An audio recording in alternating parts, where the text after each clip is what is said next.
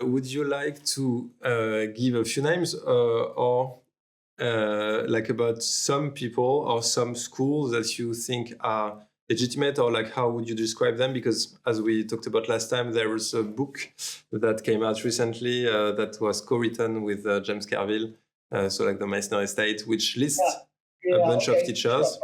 And I've heard that many people are not in that book and think that this book is biased in some ways. Well, first of all, I'm not flattering you. I think your school's legitimate. By that, I mean, yeah, I know you didn't study with Sandy, but I know you care. I've followed you for a long time. I've watched you from a distance from a long time, and I know people who know you, and I just you walk with great sincerity and integrity, and you want to present this. You want this to be as legitimate as possible, as clean as possible. So that to me is anybody, and I'm going to leave out a bunch around the planet. I can only share with what I know. In Los Angeles, for example, Bill Alderson, who was with Sandy for 25 years, the William Alderson Studio. Bill's getting up in age. He's getting older now, and with COVID, and I don't even know if his school will survive it. But prior to COVID, Bill had been running the William Alderson Studio in LA for 30 plus years. He was in John Voight's class, and he spent 25 years assisting under Sandy in New York at the Playhouse. The next one would be Bob Carnegie. Bob Carnegie of the Playhouse West. When Sandy first moved to Los Angeles, this is where Bob opened up his studio. He ran it with Jeff Goldblum at the time, but Jeff was blowing up as an actor and was hardly around at that point. No criticism, he just was busy with his career. So Bob took over the reins and drove that school to what it's become. They take a different approach. Let's see, how do I say this? Because it's just what they've chosen to do as far as a business model. They don't have the technique. You're not part of a class that goes on a 2-year journey. You just show up and you join a class that's already going. And this is very common around the planet. It's a way to keep things moving. It's a way to attract a lot of students. Our students right now, all classes are full at my studio, even with COVID. You can't study with me again until September. We're now interviewing for September. So even if you wanted to start studying tomorrow, you can't just pop in and join. Most places, that's not the case, nor would they want that to be the case. I don't want to lose people. And look, I'm very blessed. I make my living as an actor. I teach because I love it. I don't teach for a dollar bill. And that allows me to continue the purity of this lineage and doing it the way Sandy wanted. That implies, as I'm saying that those people are teaching for a dollar bill. I don't mean that at all. They've just chosen over the years in a market that they're in, saturated with actors everywhere, to have a different policy. So they have more of a beginning, an intermediate, and an advanced class. And you can miss class. Sandy, you can never miss class. You can't be late, you can't miss class, ever. And that's our policy here too. In a lot of these places that I just described, that I'm listing as legitimate, you could miss class. And you could miss for a month and then come back. And so it's different. It's a different approach, but I list them because I know them as who they are, and I know their qualifications to teach. So I'll stop at that for now. Let's just give you a little history, okay? Sandy was married twice. His second wife broke his heart, devastated him. I'll spare you what happened, but it just broke his heart. And he basically just said, screw it, I'm done with relationships. And he never was with, I don't know that to be true. I was going to say he's never with a woman again intimately, I don't know. But he's never in a relationship with a woman, that I do know.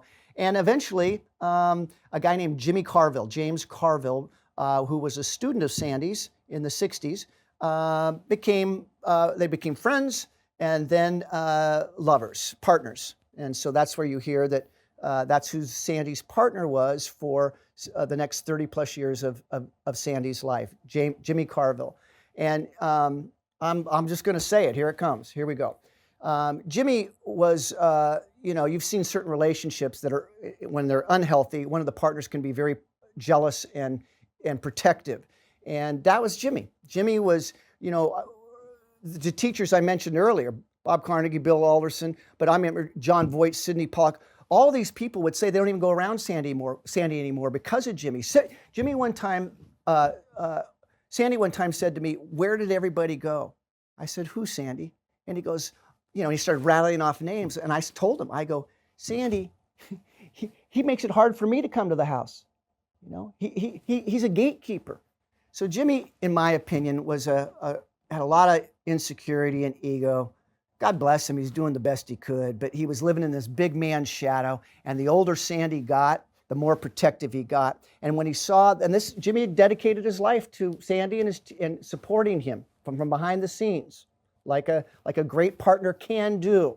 He was willing to take the back seat and support and run things and run the logistics and the bills, and so Sandy could just teach. So believe me, he was a great asset for Sandy and helped in many ways. And when Sandy was older and his health was failing, Jimmy was there to take care of him too. So I'm going to be clear about that. But as Sandy's getting closer to the end, the money's any source of income is over.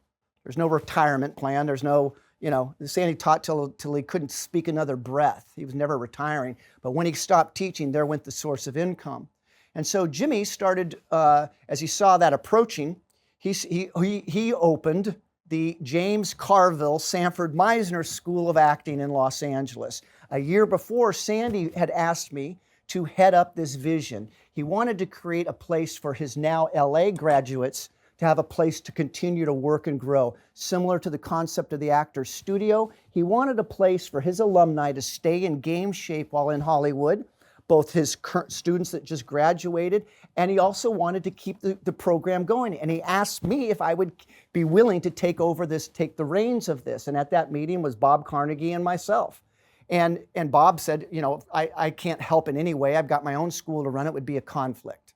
And I said to Sandy, I don't want to do that. I know someday I'll teach, but I'm 31 years old, 32 years old. I want to be an actor. This is what I want to do. I don't want that yet, okay? And in that moment, I'll just say that Jimmy Carville was not thrilled because they were positive I was going to say yes. And eventually they found somebody else, and that eventually came the Sanford Meisner Center, I believe it was called.